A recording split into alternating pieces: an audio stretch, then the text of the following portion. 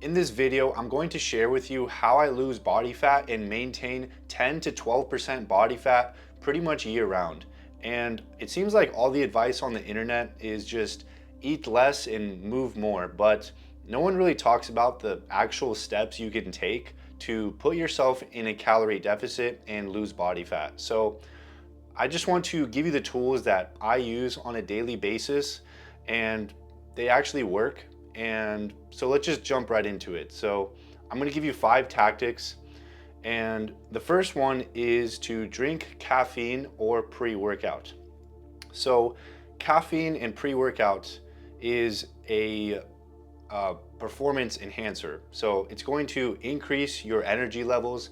It's going to increase your metabolism, and this is going to help you burn more calories, and it's also going to suppress your appetite. So this is really helpful if you're trying to cut and you get those hunger cravings, and it's going to take your mind off of food. And this has been really helpful for me during bodybuilding prep because I would experience these huge hunger cravings and food was always on my mind. So in any way that I could suppress my appetite, it would help me. And I actually did an experiment with myself last year where I didn't drink caffeine or pre-workout for 6 months. I went totally caffeine free, and my performance in the gym was worse. And I actually noticed I didn't have as much motivation to go to the gym. I didn't enjoy it as much because I didn't get the same kick that I would get with pre-workout or caffeine. I would be able to do more weight, push more reps, and I think this is really helpful and motivating for someone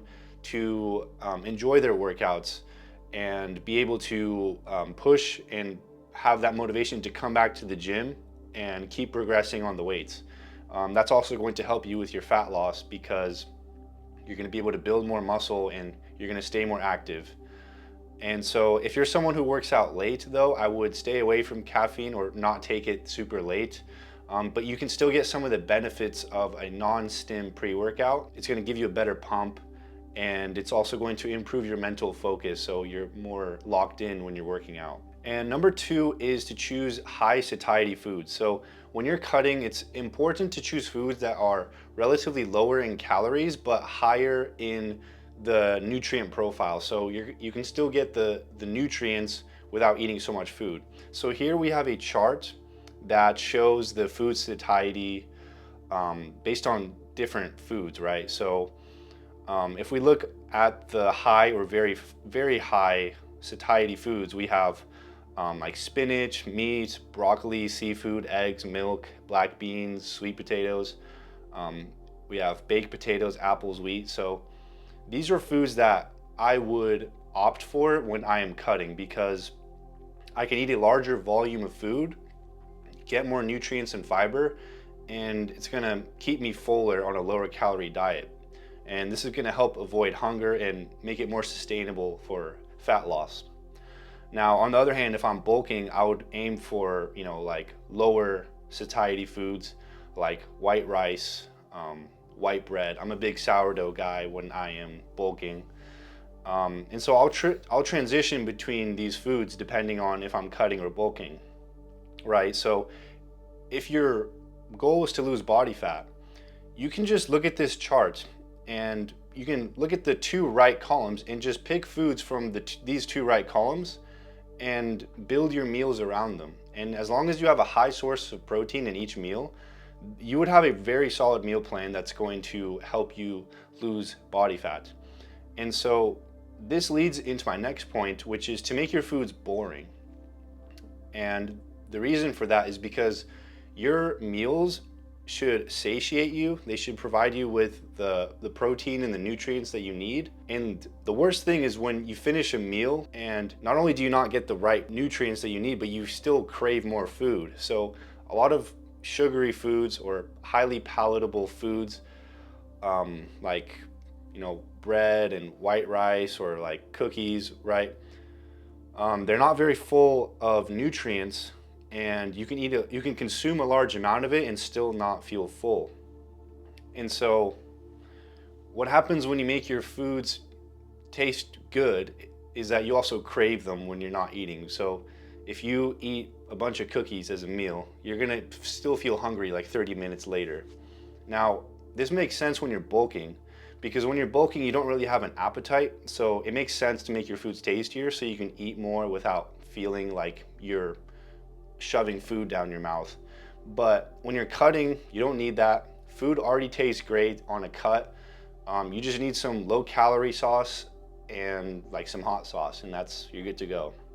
So number 4 is to aim for 10,000 steps per day. A big mistake people make when they're trying to lose body fat is they do a ton of cardio all at once, and they get good results for a week or 2 weeks, but eventually they burn out and they just give up altogether. So I would rather get results slower but more sustainably for a longer period of time. The long-term game always wins.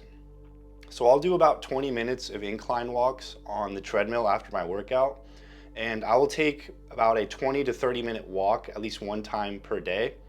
And I also have a walking pad in my apartment. So if I don't want to go outside or if the weather is looking bad, I'll just use my walking pad in my apartment.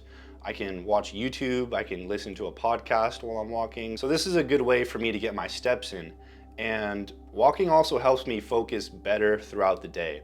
I feel like if I'm sitting for a few hours and I'm just stagnant, I tend to get more stressed or anxious, but getting up and moving around is really beneficial to just improve my focus. And there's actually a lot of research and evidence that shows that walking will improve your cardiovascular health. It can lower your blood pressure.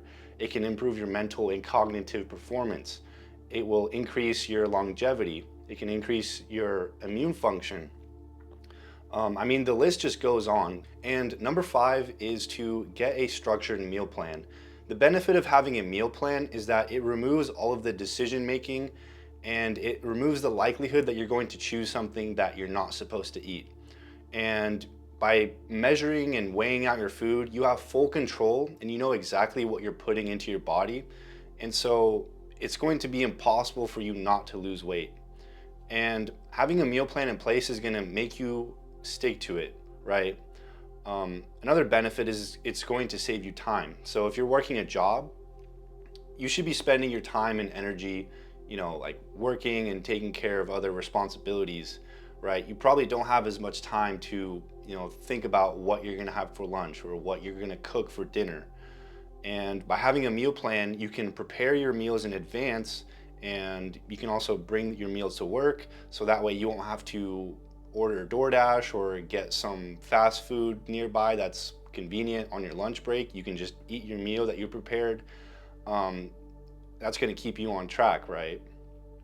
And a meal plan has helped me a lot during bodybuilding prep because it allowed me to just, turn off my brain and just stick to the plan and trust that the foods that I'm eating are going to get me to that shredded, lean physique. It's really a foolproof way to ensure that you're losing body fat and fueling your body with the right nutrition. And that's not to say that you have to stick to it religiously, right?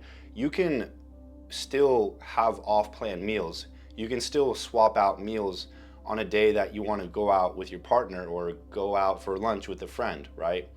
But just having that meal plan in place, even if you only follow it 70% of the time, is a whole lot better than not having any plan at all.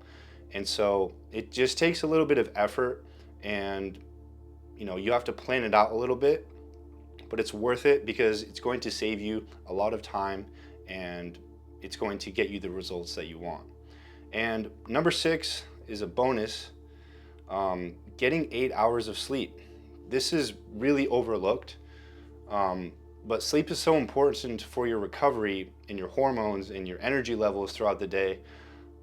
Studies show that getting 7 to 9 hours of sleep improves your fat loss by regulating your metabolism and your hormones. And by not getting enough sleep, you're going to get higher cortisol, you're going to get increased hunger levels, and you're going to have reduced satiety, which it makes fat loss a whole lot harder. And so for me, getting 8 hours of sleep is non-negotiable. It's absolutely critical for me. And I almost never compromise my sleep unless I absolutely have to. But if I get poor sleep, I know the rest of my day is not going to be as good. It's going to get thrown off, and it really affects the rest of your day. So getting good sleep is really critical. So that's everything. Let me know if that was helpful, and drop a comment if you have any questions, and I will get back to you soon. I'll see you in the next one.